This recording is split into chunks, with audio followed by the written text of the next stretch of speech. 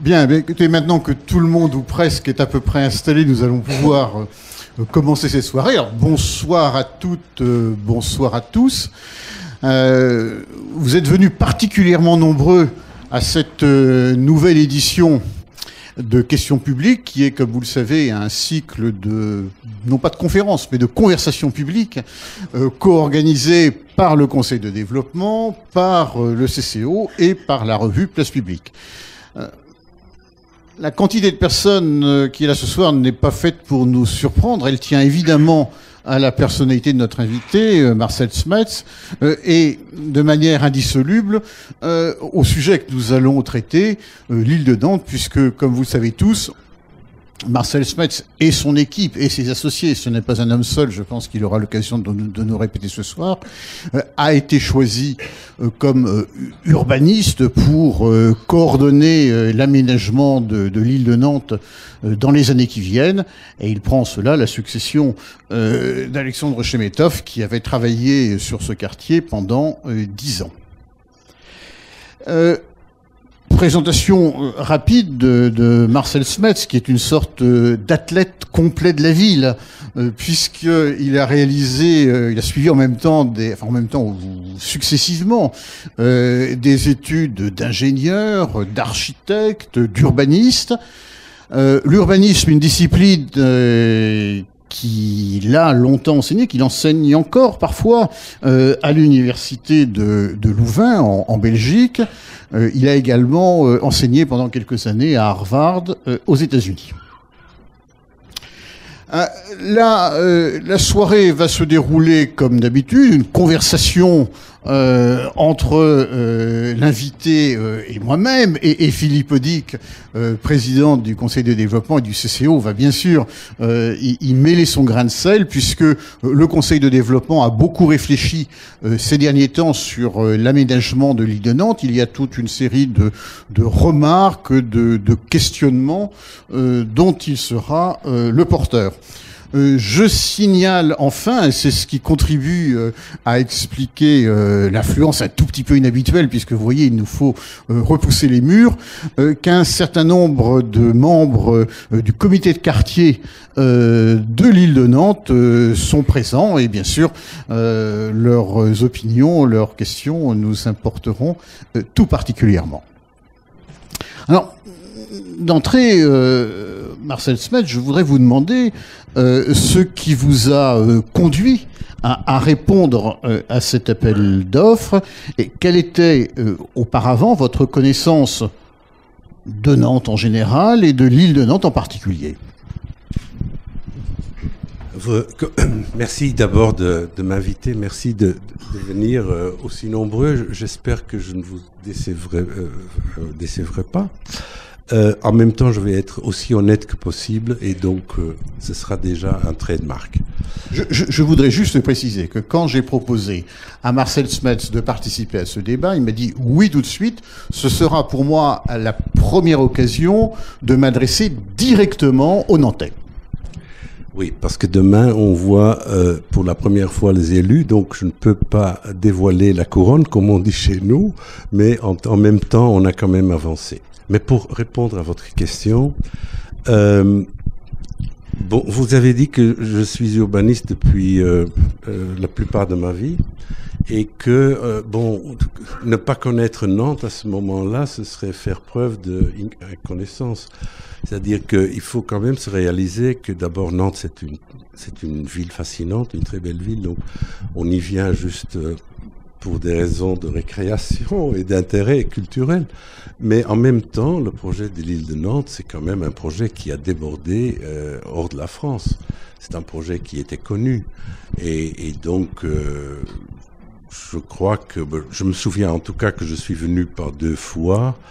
Une fois que il y avait juste à ce moment-là le palais de justice qui venait d'être inauguré, la passerelle, et je me rappelais que parce qu'il y avait beaucoup qui avaient été publiés à ce moment-là déjà, d'Alexandre Chemetov et autres, et j'étais venu là, mais il n'y avait rien.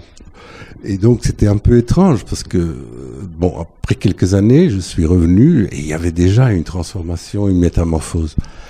Et donc, bon, quand à ce moment-là, il y a l'appel d'offres, c'est enfin, c'est assez logique de réagir. Même si on n'était pas toujours au courant. Il faut aussi dire, il y a des éventualités dans la vie qui vous poussent à faire des choses. On était avec l'équipe du APS, un ami de pote, et avec ProApp, João Nunes et Carlos Ribas. On est pour le moment en train de travailler sur la Durance. C'est un marché de définition. On avait été retenu à 3 équipes, dont la nôtre, et il y a un nombre d'experts extérieurs, dont Laurent Théry. Et donc, pendant une pause de café, Laurent Théry me parlait de cet appel d'offres qui allait se faire. Il me disait, mais pourquoi est-ce que, à la limite, vous ne seriez pas candidat? Je crois qu'il a dit à des dizaines de gens. Donc, c'est pas nouveau, mais ça a quand même attiré mon attention. C'est ça, il y a 28 candidats, je crois. Je ne sais pas très bien, mais oui, je crois. Ouais. Alors, comment prépare-t-on une réponse à un tel appel d'offres et comment constitue-t-on une équipe? Oui, l'équipe, c'est un peu bon, il y avait une logique parce qu'on travaillait ensemble, ça marchait très bien. En même temps, l'équipe se constitue à travers le cahier de charges, mais à travers la compréhension du projet qu'on a de ce que le projet devrait être. Et donc, à notre sens, c'était très important d'avoir une équipe qui comporte en même temps un niveau d'urbanisme, mais aussi un niveau d'assistance à la maîtrise d'ouvrage, très important, parce qu'il y a quand même beaucoup d'opérations qu'il faudra suivre au niveau architectural pour les affiner, etc. Donc il y a un apport énorme, fantastique, il faut le dire quand même, du paysage et de tout ce qui est espace ouvert, c'est clair. Et puis, on a aussi choisi de s'enrichir avec les conseils de Transolar, qui est un bureau allemand spécialisé dans tout ce qui est, disons, écologie, pour le dire, et surtout au niveau de l'énergie, parce qu'on croit de plus en plus que tout ce qui est élément de développement durable, ça deviendra plus important. Et bien sûr, finalement, mais je le dis en dernier, mais c'est quand même peut-être le plus important, il faut une attache locale. Moi, je crois beaucoup à l'esprit du lieu. Et ça se traduit aussi dans l'équipe. Je ne crois pas dans un projet urbain qui se fait quelque part dans le monde et qui descend dans une autre partie du monde. Un projet se fait avec tout le monde. Et donc, on a été à la recherche d'un bureau technique local qui pourrait être aussi notre attache locale. Et c'est avec ça qu'on est venu avec SCE, qui avait beaucoup travaillé, qui connaissait très bien le terrain, etc. Bon. Donc, ça, c'est la constitution de l'équipe. Comment est-ce qu'on a préparé le concours? Bon, ça, c'était marrant. C'était en mai, en fait. Il faisait très beau. On est venu là un long week-end, je crois 3 jours. Et on a pris la bicyclette. On a loué la bicyclette à la gare et on a pris la bicyclette et pendant 3 jours, on a de toutes les parties, aussi de l'autre côté de l'île, etc. Et on a comment est-ce qu'on dit, découvert. Mais et on a découvert aussi que la bicyclette était un moyen de transport très adéquat. Parce que l'île, c'est 5 kilomètres quand même, sur 1 kilomètre. Si on fait toutes les rues, tous les coins et tout ça, à pied, c'est un peu trop. En voiture, on voit rien. Donc, et puis il faisait très beau, c'était presque des vacances. Et donc, on était tous avec l'équipe.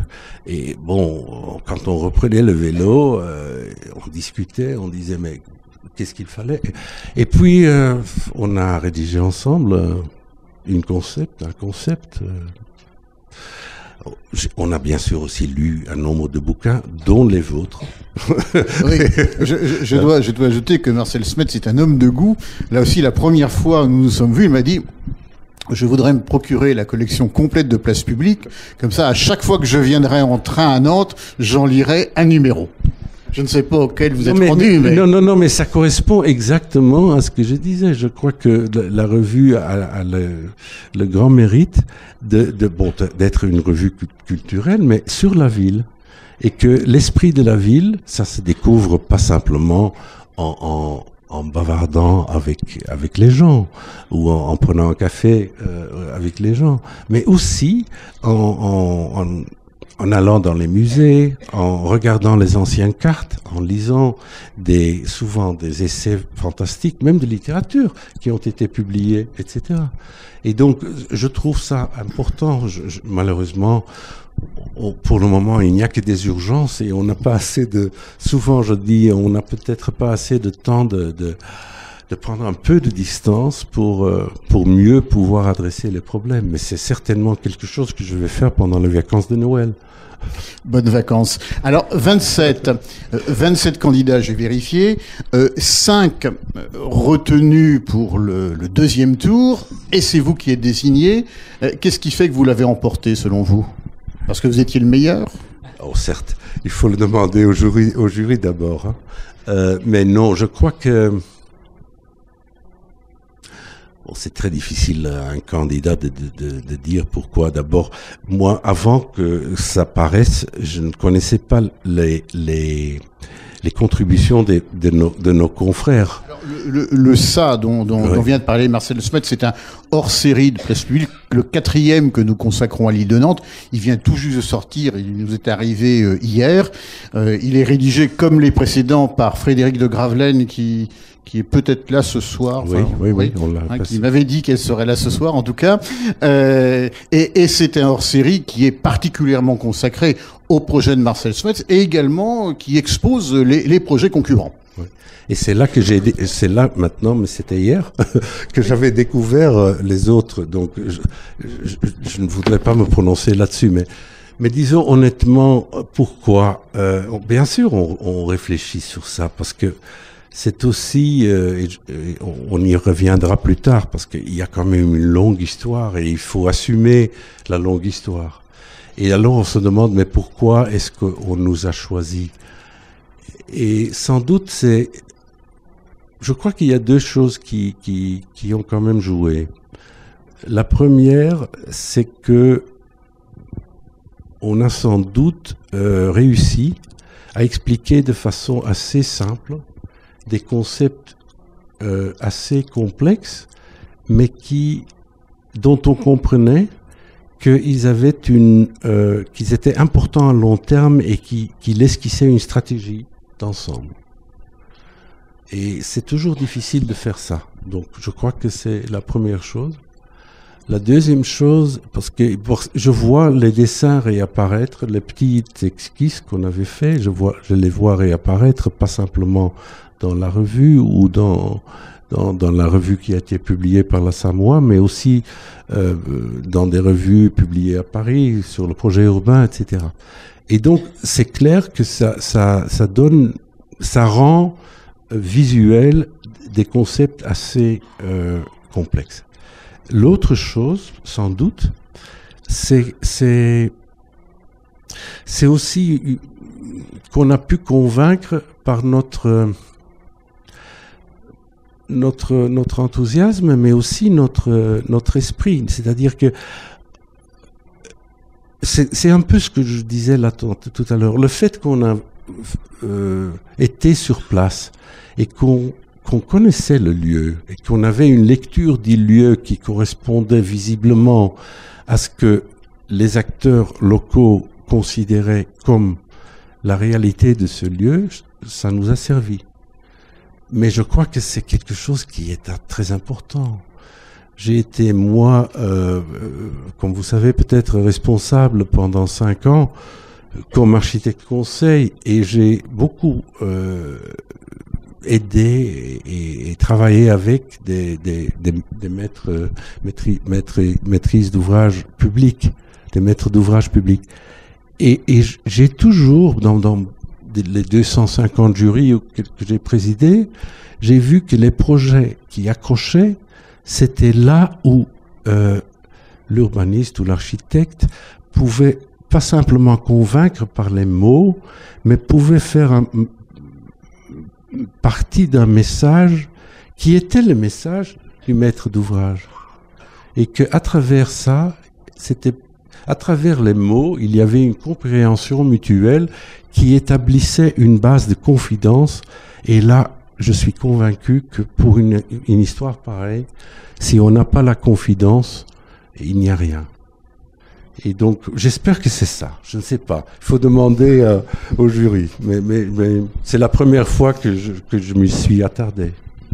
Dans ce hors-série, vous déclarez maintenant, il va me falloir changer les choses sans être dans le désaveu. C'est une manière de définir votre attitude vis-à-vis de votre prédécesseur et plus largement vis-à-vis du travail déjà effectué. Pourriez-vous être plus précis et nous dire ce que vous appréciez dans le travail qui a été fait, mais aussi ce que vous n'appréciez pas? On n'est pas là pour être langue de bois ce soir. Non, bien sûr, et ce n'est pas ce que j'hésite de faire de la critique, mais en même temps, il faut toujours placer les actes des gens dans le contexte dans lequel ils l'ont fait. Et donc, ce que je voulais dire par ça, c'est que le projet de l'île de Nantes, bien sûr, c'est un projet assez unique. Et l'intervention d'Alexandre Chemetov et de l'atelier de l'île de Nantes a beaucoup contribué à ça.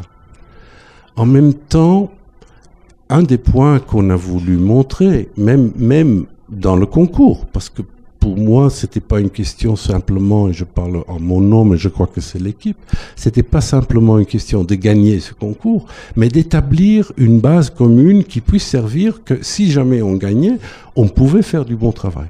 Bon. Alors là, dans le concours même, j'ai dit, je crois que le projet entre dans une deuxième phase et qu'on approche des limites de ce qui a été fait. Et qu'est-ce que c'est quand on regarde le plan d'Alexandre, que j'admire beaucoup, hein, c'est clair. Il y a une sorte de trame qui est établie, et une trame qui divise, disons, en îlots. Et les îlots donnent lieu à des opérations d'une certaine échelle.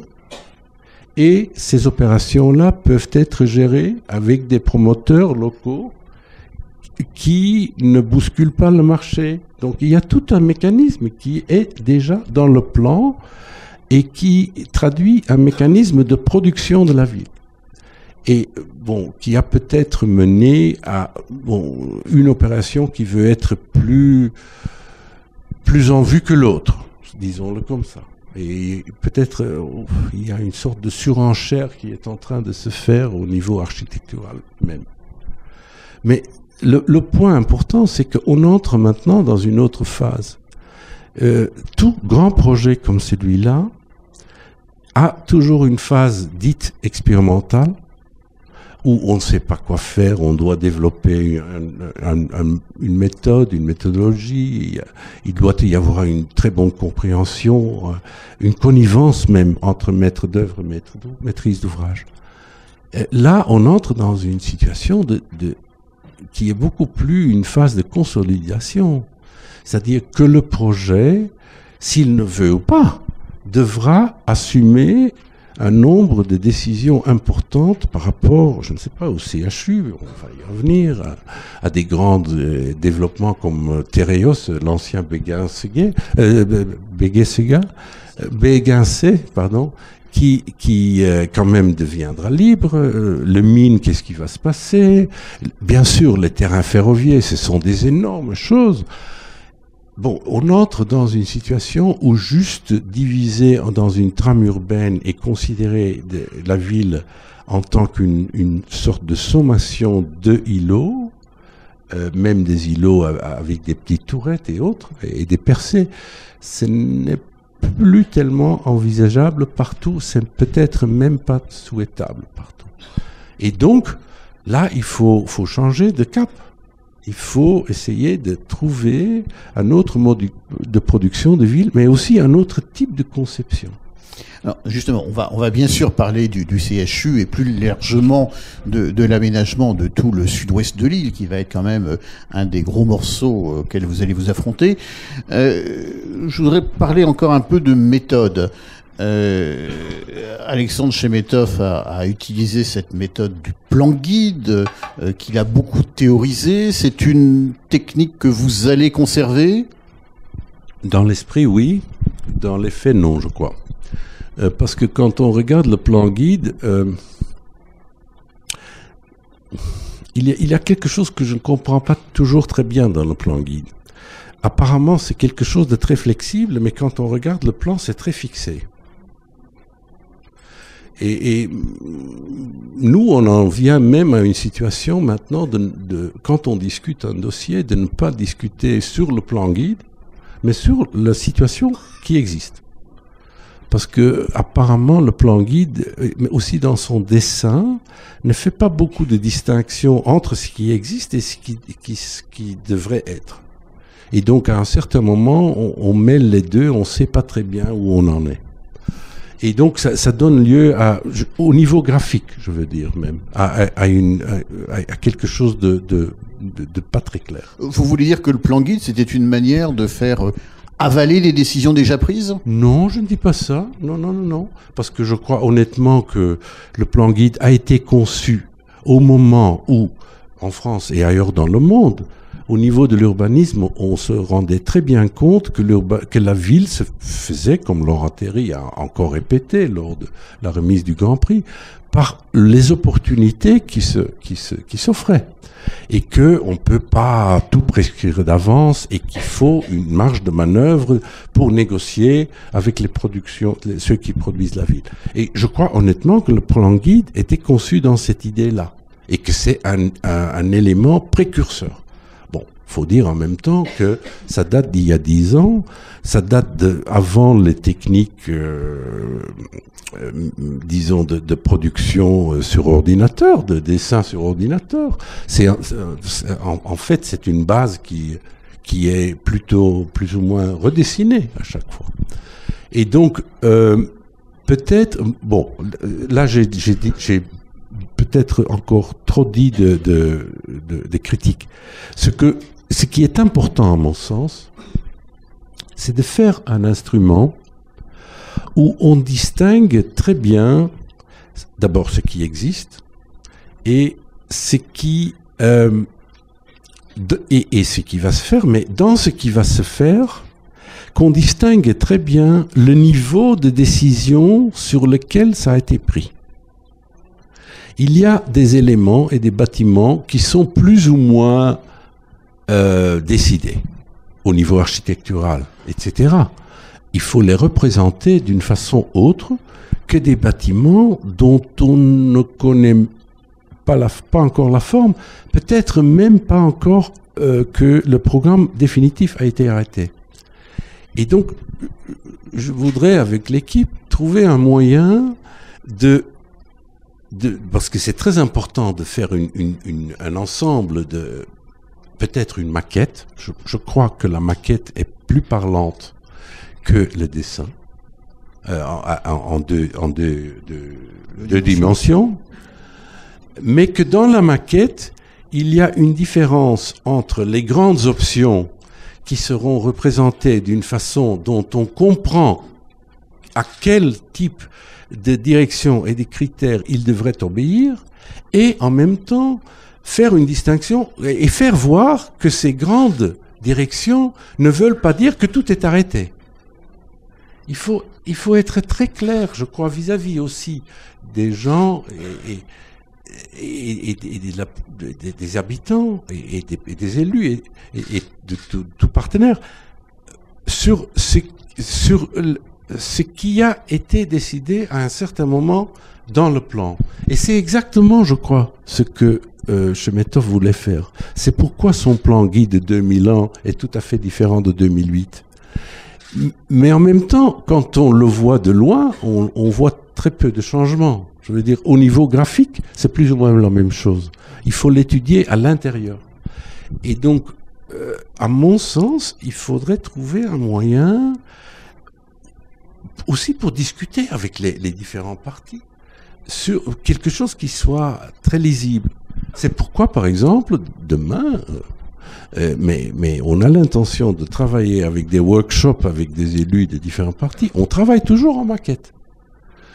Et on s'aperçoit aussi que c'est très étrange. En France, on semble avoir l'attitude que la maquette, c'est la représentation de quelque chose de définitif. Tandis que pour nous, la maquette, c'est un instrument de travail.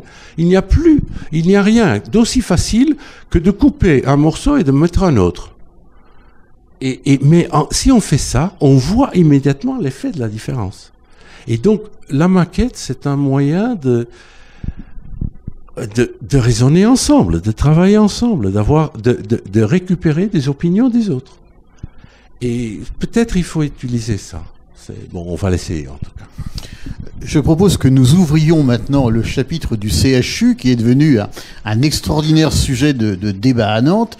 Et comme le Conseil de développement a réfléchi à la question, Philippe Audic va peut-être pouvoir synthétiser les remarques, les réflexions, les interrogations des membres du Conseil de développement. Oui, peut-être en amont, juste pour revenir un petit peu sur la démarche expérimentale et sur le plan guide, prolonger un petit peu la question, et puis on viendra sur le CHU évidemment ensuite. La démarche expérimentale que vous avez évoquée induisait un mode de suivi des projets et une co-construction de ces projets. Est-ce que effectivement c'est quelque chose que vous voulez faire évoluer de ce point de vue-là? Est-ce que ça va induire tout concrètement des changements dans le zonage, dans les procédures d'aménagement? Est-ce que tout ceci va évoluer? Puis j'ai une question assez précise aussi concernant un élément important du plan guide qui était le bassin qui était prévu dans le plan guide initial. Que devient-il? La DARS, vous voulez dire? La DARS. Bon, la DARS, pour moi, ça a pour notre équipe, on a déjà longuement discuté, ça a une signification, elle est très importante, mais pas en tant que DARS en soi. C'est-à-dire que quand on regarde la forme de l'île, et surtout la pointe ouest, c'est la plus large. Et donc ça fait plus ou moins 1 kilomètre du nord au sud. Et il est clair qu'à cause de la Madeleine, à cause de la Loire, il y a 2 fronts de fleuves qui sont fantastiques, enfin potentiellement fantastiques. Et donc le développement le long des fleuves, c'est pas difficile. Dans toutes les villes du monde, on veut regarder la rivière. Mais le plus difficile, c'est l'intérieur. Et pour avoir une sorte de différenciation, il faut, à notre sens, une sorte de DARS, c'est-à-dire un terrain public.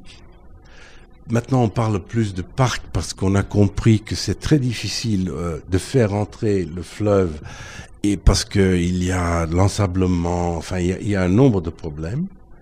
Et on n'est pas sûr que ça doit nécessairement être de l'eau. Mais ce qui est sûr, c'est qu'il faut, entre le nord et le sud, une zone de terrain ouvert, commun et public, qui fasse que l'île, à sa pointe la plus large, soit divisée en 2. Et qu'il n'y a pas 2 fronts de fleuve, mais qu'il y a 4 fronts. Et que les fronts de parc, vus sur... Bon, c'est comme dans un hôtel, un hôtel chic, on a vue sur mer et vue sur parc. Et bon, c'est un peu ça. Et donc, ça vaut aussi pour une ville, je crois.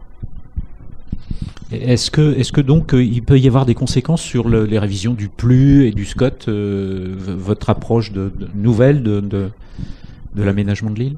Oui, on est déjà en train de discuter les changements éventuels qui devront être apportés au PLU.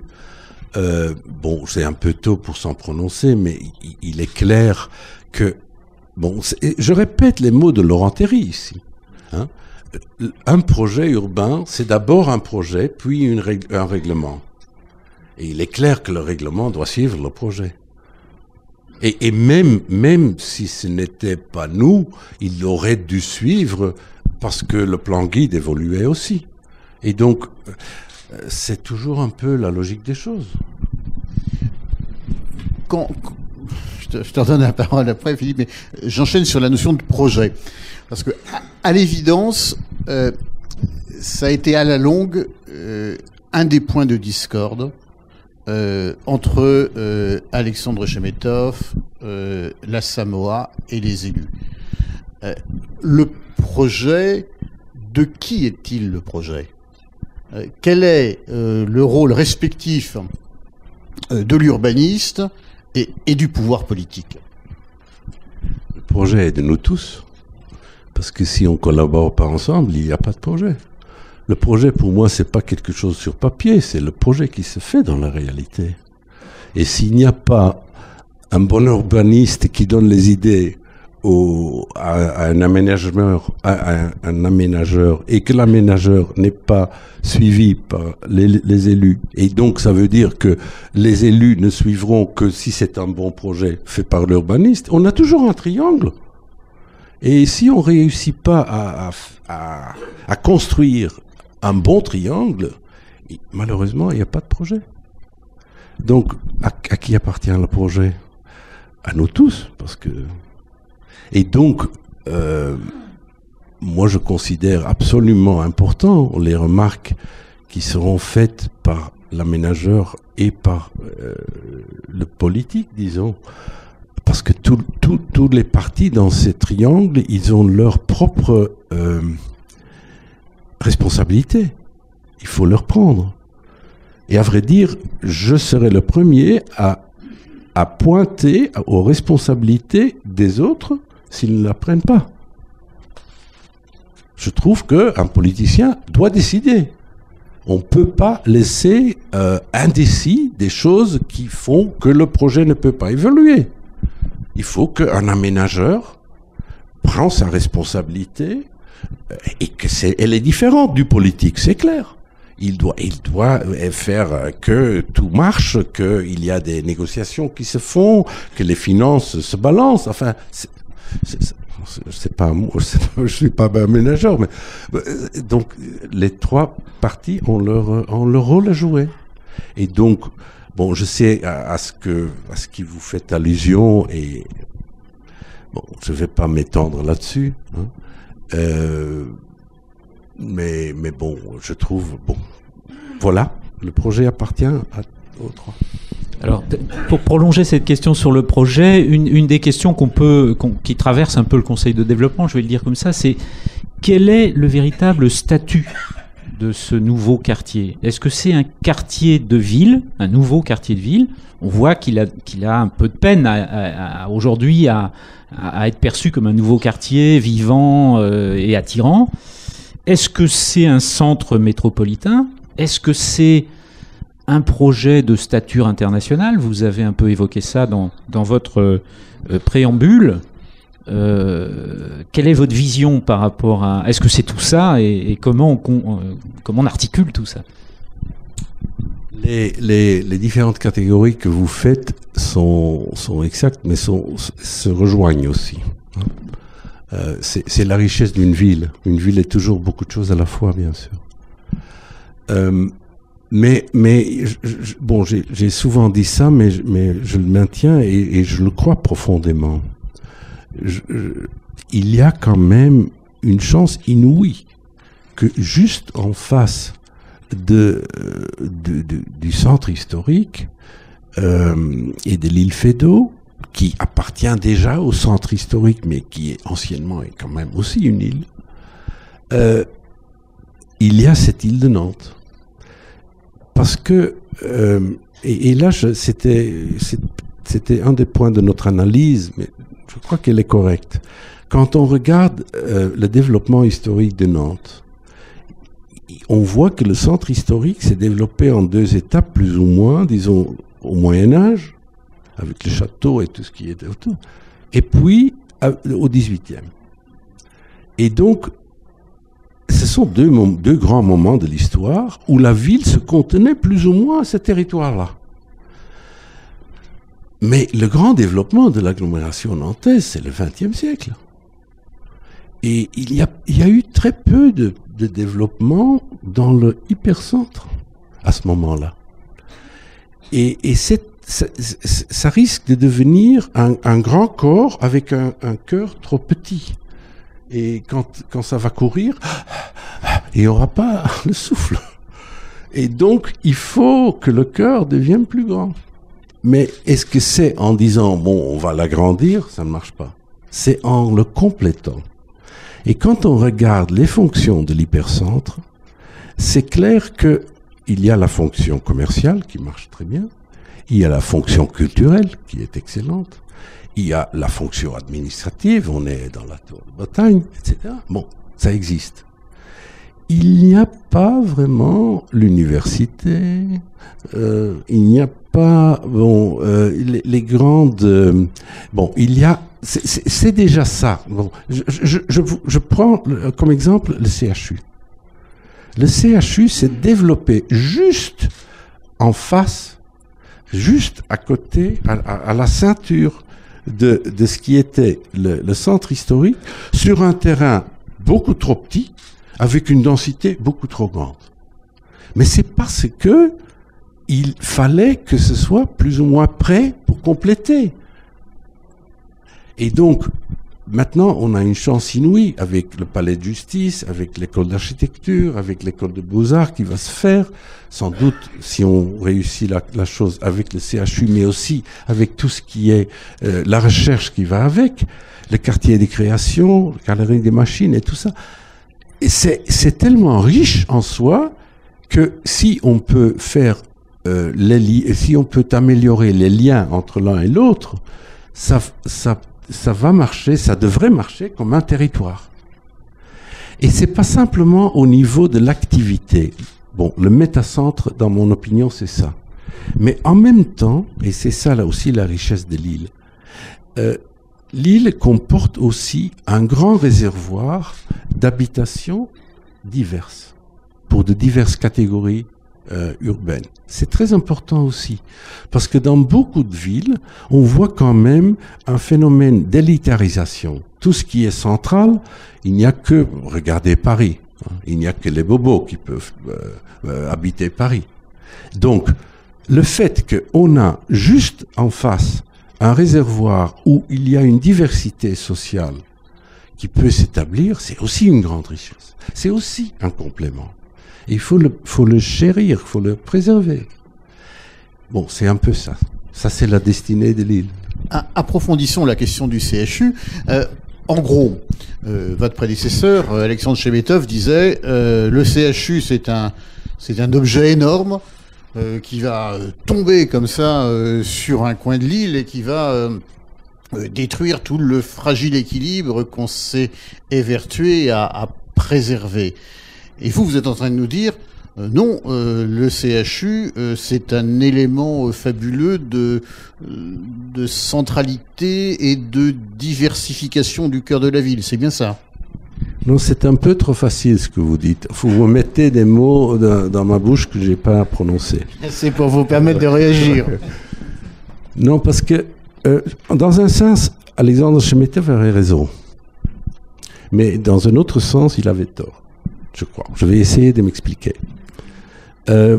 Il est clair, et on ne peut pas dire autrement, l'exemple du CHU existant prouve le point. C'est qu'un CHU, c'est une fonction centrale, avec tout ce que ça comporte, les médecins, la vie, l'activité économique, les recherches, les étudiants, enfin les malades, l'accessibilité avec le transport public des gens qui viennent visiter leur chair et tout ça. Bon. Donc c'est central. En même temps, le fait que c'est central, ça veut bien sûr dire qu'on ne peut pas faire un hôpital là qui soit le même comme on ferait sur 50 hectares de terrain libre à Saint-Herblain. C'est clair. Il y a des contingences qu'il faudra suivre. Et si ce n'est pas le cas, vaut mieux pas l'avoir. Parce qu'à ce moment-là, ce sera une disruptif, est-ce qu'on dit ça? Non, est-ce que ce sera une cassure, une coupure. Et donc, la grande bataille, bon, parlons pas de bataille, la grande défi qui se pose, c'est de se rencontrer entre une logique, disons, hospitalière, parce qu'il est clair qu'un hôpital du XXIe siècle, il doit être plus effectif de ce qu'on a pour le moment, sinon on doit rester où on est. On ne va pas faire l'investissement. Et donc, il est clair qu'il faut ça. Et il y a des logiques d'accessibilité, de plateau logistique, essayer de ne pas avoir trop de rupture de charge. Enfin, je deviens déjà très technique parce que je commence à connaître le terme. Bon, c'est clair, d'un côté. Mais d'un autre côté, on ne peut pas raisonner sur un CHU de 200 000 mètres carrés. C'est plus grand que le Louvre, hein. Non, mais je vous dis ça parce qu'on a mesuré la différence. Hein. Et donc, on peut pas raisonner sur un CHU d'une telle envergure comme si c'était quelque chose comme une forteresse dont la logique découlerait simplement du fonctionnement interne. Donc, ce sera une opportunité si on réussit à faire accepter un nombre de principes, à mon sens, relativement simples. La première, c'est que il n'y a pas que les fonctions de l'hôpital. Il y a bien sûr un hôpital qui comporte beaucoup d'activités dites induites, mais qui sont des activités urbaines. Hein, les médecins ont besoin d'aller se restaurer à midi, ils doivent faire des achats, il y a des crèches pour les gens qui travaillent, etc. Bon, ça c'est une première chose. Donc peut-être, et sans doute, il faut utiliser ces activités pour faire le lien entre ville et hôpital. Deuxième chose, c'est que je parlais du Louvre tout à l'heure. Mais le Louvre, quand on le voit, il y a des percées. Hein. Le Louvre, c'est pas homogène. On traverse à pied et en voiture. Et donc, ça veut dire que, à la limite, il faut certainement dans la direction nord-sud, il faut des possibilités que la vie pénètre à travers l'hôpital. Bon, ça, c'est la grande difficulté parce que ça veut dire qu'il y a un autre type de fonctions dites urbaines qui devront faire leur apparition. Et comment est-ce qu'on combine ça avec toute la logique de contrôle, de continuité qui doit s'établir dans l'hôpital? C'est un grand défi. Bon. Mais je crois qu'on pourra venir à le résoudre. Et troisième élément, c'est peut-être un peu simple, mais c'est que si on dit que l'hôpital, c'est un hôpital qui s'insère dans la ville, ça veut dire que ce n'est pas un grand bâtiment. Ce n'est pas une forteresse. Il ne faut pas qu'on l'aperçoive comme un grand bâtiment. Et que de tous côtés, on ne voit qu'une partie. On ne le voit jamais dans son ensemble. Non, mais c'est très différent. Et donc là, on est en train de travailler sur un concept où ce dont on parlait, le parc au milieu, serait le seul lieu où on apercevrait un bout substantiel du CHU. Parce que là, il y a un balancement entre étendue de la façade et étendue de l'espace public. Mais dans les autres côtés, un hôpital, ça fonctionne à l'intérieur. Ce n'est plus une représentation, comme au XIXe siècle, d'un grand institut, l'Institut Pasteur, l'Institut Totin, etc. Non, c'est une machine. à l'intérieur. Vous avez en tête des exemples de porosité comme ça entre un hôpital et le monde extérieur? On est en train de faire des recherches, mais bon, d'abord, je vais vous dire, Nantes doit être à la pointe. Ok. C'est pas toujours parce que ça n'existe pas ailleurs qu'il faut pas le faire. Bon, première chose. Donc, on va essayer ensemble de le faire. Et donc, ça veut dire que les autres viendront vous voir. Ok. Mais ceci dit, non, nous voir. Nous voir ensemble. Hein. Mais ceci dit, il y a quand même des exemples. Hein. Par exemple, bon, j'ai été moi-même un peu responsable pour le choix de l'architecte dans le cas de mon propre hôpital universitaire à Louvain, où il y avait un grand bâtiment monolithique, etc., des années 70, énorme, et on a fait une grande extension. Et l'extension, c'est considéré comme des rues qui traversent avec des îlots séparés où les services différents se cantonnent plus ou moins sur eux-mêmes.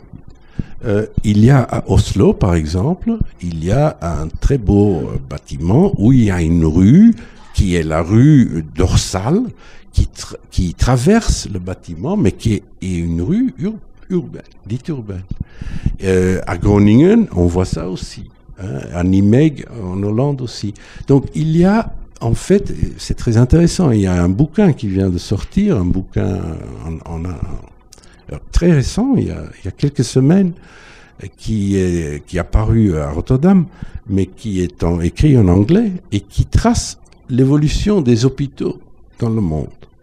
Et là, on voit apparemment, mais c'est très très clair, que on entre maintenant dans le XXIe siècle dans une autre phase de ce que c'est un hôpital. L'hôpital, c'est la ville. Avant, il y avait, bon, je trace très vite, mais il y a d'abord l'hôpital comme institution caritative. C'est le grand hall, l'hospice de Beaune, hein, où les gens étaient tous ensemble et étaient soignés. Puis, le deuxième élément, c'est important, c'est là, quand on a découvert les effets de transmission entre malades, on ne savait pas comment les traiter, mais on savait qu'on ne voulait pas l'infection mutuelle. Et on a découvert l'hôpital pavillonnaire. Ça existe beaucoup, les hôpitaux pavillonnaires qui sont... Et dans les années 30 du XXe siècle, avec l'hôpital moderne, parce qu'on dominait tout ce qui était infection et tout ça, c'était beaucoup plus avancé, on a développé l'hôpital comme la machine. Hein, et tout devait être le flux, et tout devait être effectif, et tout ça. Maintenant, dans le XXIe siècle, on est entré dans l'âge du soin. Et le soin, c'est pas quelque chose qui est administré avec une machine. C'est quelque chose d'humain. Notre précédente invitée était Fabienne Brugère, philosophe spécialiste du Caire, précisément. Mais donc, quand je parle de l'hôpital de Nantes, il faudrait qu'on puisse arriver à ça. Et moi, je dis ça honnêtement devant vous. Si on n'arrive pas, je devrais abandonner mon poste comme mon prédécesseur. Parce que je ne veux pas être responsable d'une horreur dans cette situation, c'est clair. Alors, imaginons que vous y arriviez. Et ça pose néanmoins un certain nombre de questions. Localiser un hôpital sur une île sont des questions évidemment d'accès à cette île. On sait, vraisemblablement, ça supposera des infrastructures nouvelles, des traversées supplémentaires, des deux bras de la Loire, et en même temps, dès qu'on fait des infrastructures nouvelles, on attire des gens qui ont du mal à circuler sur d'autres infrastructures. C'est-à-dire que à la fois l'hôpital va justifier des infrastructures nouvelles, et ces infrastructures vont générer de la circulation complémentaire. Donc, est-ce que vous voyez ça comment voyez-vous ça? Ça peut être une difficulté. La deuxième question qui est celle de l'inondabilité. Donc, de ce point de vue-là, quel regard avez-vous? Où en est-on sur cette question? Et y a-t-il pas une contradiction entre des politiques qui cherchent à faire remonter le niveau de la Loire, du fleuve, qui il est vrai, beaucoup abaissé dans le siècle dernier. Donc aujourd'hui, on cherche à faire remonter ce niveau et donc quelque part augmenter le risque d'inondabilité. Est-ce que vous avez déjà un peu abordé ces questions-là et quelle réponse pouvez-vous y apporter ? D'abord sur l'inondabilité, c'est une contingence très importante. Et donc, parce que dans beaucoup d'hôpitaux, et je crois même dans celui de Nantes, ça pourrait très bien se résoudre que les flux et les logistiques passent en -1. On peut pas le faire ici, à cause de l'inondabilité. Donc, il faut trouver autre chose. C'est une des grandes difficultés. Pour ce qui est de l'accessibilité, différents éléments. Vous avez raison, et en même temps, essayons de raisonner là-dessus de façon intégrale. D'abord, il est clair qu'on ne peut pas implanter un hôpital d'une telle échelle n'importe où que ce soit. Si on ne fait pas, on peut pas y accéder par un transport public très performant. Et très performant, à mon sens, c'est quelque chose qui est relié dans tout le réseau disons, du transport public de l'agglomération et qui permet de faire voyager beaucoup de gens à la fois. Donc, très vite, on arrive au tramway, dans ce sens-là. Et donc... Est-ce que ça veut dire que vous poussez sur la réalisation d'un tramway dans l'île et dans la traversée de l'île ? Ça va même plus loin. On est en train avec l'accord de la Samoa et avec l'accord des élus, on travaille sur une hypothèse à 2 phases. Vous savez qu'on a conclu qu'il y aurait un chronobus ligne 5, qui serait fait opérationnel en 2013. Et donc, on travaille bien sûr sur cette piste pour faire que ça se fasse. Mais en même temps, on travaille sur une hypothèse qu'en 2020, ce qui serait la date où les premières parties du CHU devraient être prises en opération, il devrait y avoir un tramway. Que l'un ne peut pas aller sans l'autre. C'est très difficile, c'est pas accompli au niveau des élections et ce sera vraisemblablement une des grandes tâches pour, disons, le prochain mandat qui va se poser au niveau du dépense. Bon, ça c'est une chose. L'autre chose, et ça c'est très important, c'est la voiture. Et là, on en discutait encore avec Éric Chevalier cet après-midi. On peut pas, vous avez tout à fait raison, que le grand risque existe, que si, bon, bien sûr, le trafic est déjà plus ou moins saturé. Et donc, si on implante encore plus d'attractivité sur l'île, qu'est-ce qui se passe ? Bon, le grand danger, c'est qu'on raisonne simplement sur l'île et les traversées. La circulation, il faut la voir dans son ensemble. Et donc, on ne pourra résoudre toute cette situation que si on raisonne comme l'île en tant que centre, métacentre. Et quand on regarde, bon, on va préparer ça demain pour les élus, mais quand on regarde la circulation nantaise, on pourrait, en construisant des ponts, faire une ceinture qui n'est pas le périphérique, mais une ceinture à l'intérieur, où les grandes voies qui, disons, qui viennent vers le centre, puissent faire que la circulation contourne le centre, contourne aussi l'île. Et donc, c'est très important parce qu'une grande partie de ce qui fait la saturation de l'île en ce moment, c'est du trafic qui ne doit pas être dans l'île, qui n'a pas l'île comme départ ou destination. Il traverse l'île. Et donc, si on réussit à accommoder ce trafic-là, qui est un trafic d'agglomération plutôt que de centre ou de l'île, on gagne beaucoup de potentialité pour le deuxième problème, qui est l'accessibilité des fonctions urbaines. Aussi des fonctions comme le CHU dans l'île. Et donc, l'idée, c'est de travailler sur ces deux échelles. C'est de dire, est-ce qu'on ne peut pas refondre tout ce qui est circulation de l'agglomération pour faire qu'il y a un dégagement de la circulation qui se passe maintenant dans l'île, et est-ce qu'à ce moment-là, on ne peut pas régler une accessibilité supplémentaire, mais qui est une accessibilité plutôt, disons, nord-île et sud-île, les deux rives, qui serait de l'ordre d'abord du transport public, en initiant des nouvelles lignes, mais aussi peut-être en repensant les ponts et les traversées.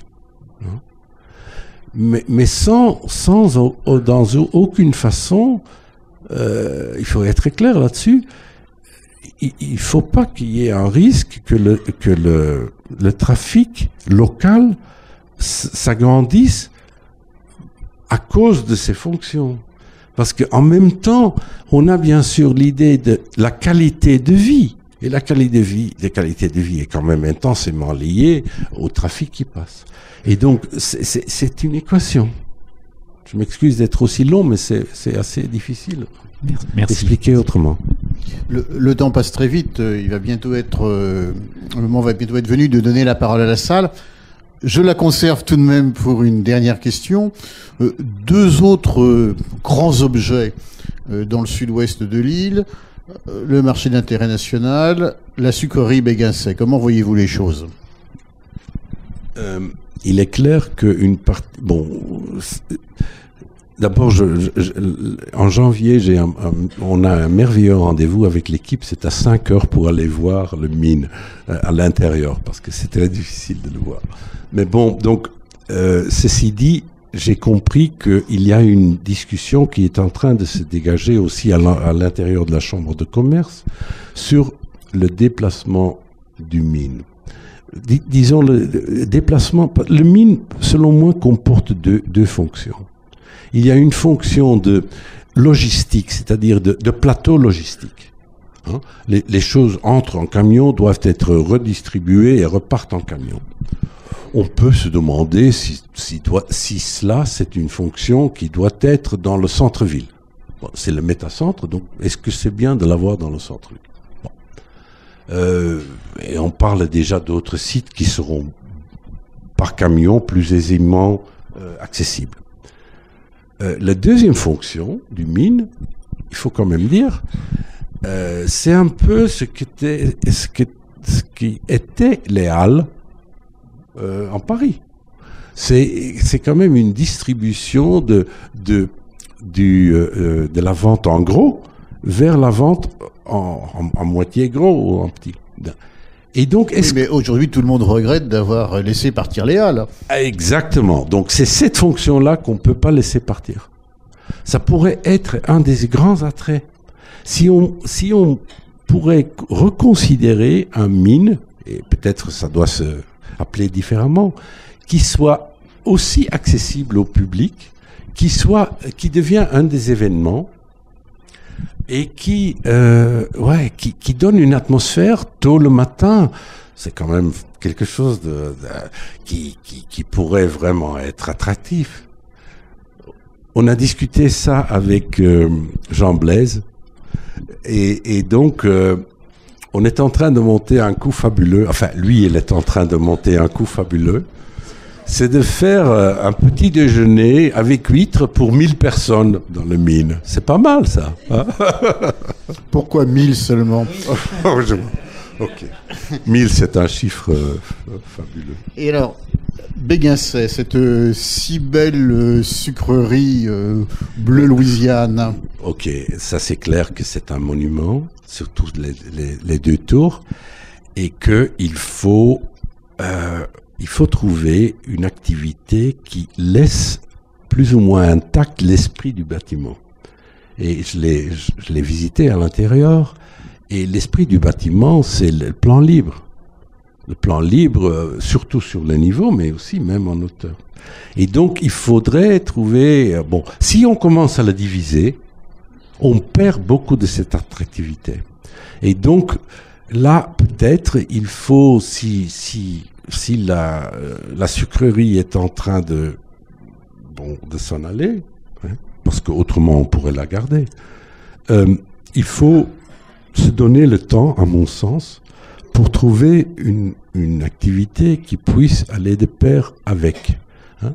J'étais assis dans un jury ce matin avec le responsable du patrimoine de l'université, et on se disait en blaguant, mais pourquoi vous n'allez pas sur Tereos, sur Benguensey? Parce que là, c'est un espace fabuleux pour faire des séminaires pour des étudiants, des choses comme ça. Ça peut être inspirant. Non, je ne blague pas, parce que on a souvent l'idée de penser au projet urbain en termes simplement de rendement. Donc on dit, voilà une occasion unique pour faire une opération foncière. Et donc, regardez tous ces appartements qui pourront regarder la Loire. Oui, moi, je n'ai rien contre le fait que, à part les 2 tours, il y a encore des choses qui se rempliront. C'est tout à fait possible. Mais les tours, si on commence à les diviser, tout aussi mieux les détruire et de les remplacer par d'autres choses. C'est un peu ça. Merci.